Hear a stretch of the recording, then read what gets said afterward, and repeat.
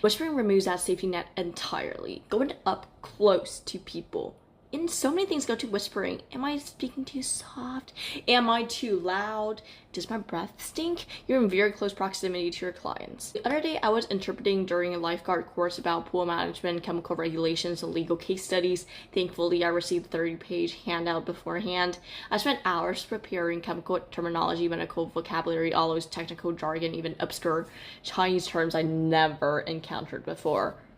I can tell it's completely useless. It's useless. The moment the lecture began, survival instincts took over and I became a human subtitle machine.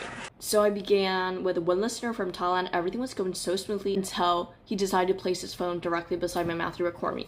Like this.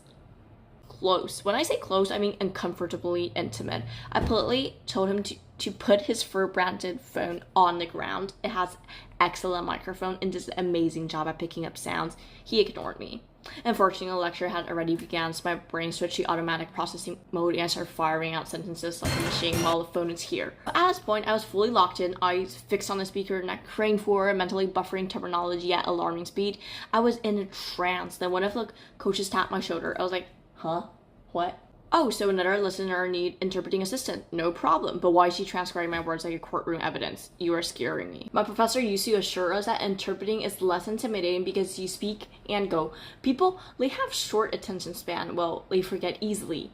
Well, not in my case. One has my words typed down, the other recorded. So meanwhile, a lecturer was speaking at 1.75 times speed while a note-taking girl interrupted me to repeat a bullet point from 3 minutes earlier. Baby, I did not take notes. I was just sputtering words. At one point, I was simultaneously staring at her screen trying to think of the words jogging my mind while my mouth is still interpreting for my other client.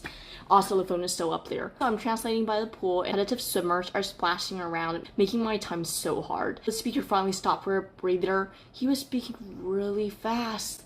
Luckily, I used to swim quite competitively, so I had a long breath, so I managed to turn to a note taker and repeat the missing point verbatim. And right when I thought the ordeal was over, wrong. A few minutes later, she tapped me again and showed me 3 additional questions she wants to ask a coach. I mean, yeah, sure.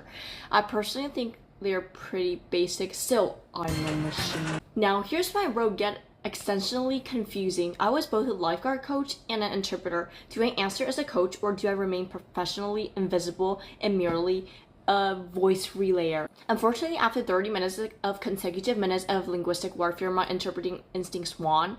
I raised my hand and announced in Mandarin, "Coach, we have a question." I interpret her question into Chinese as silly.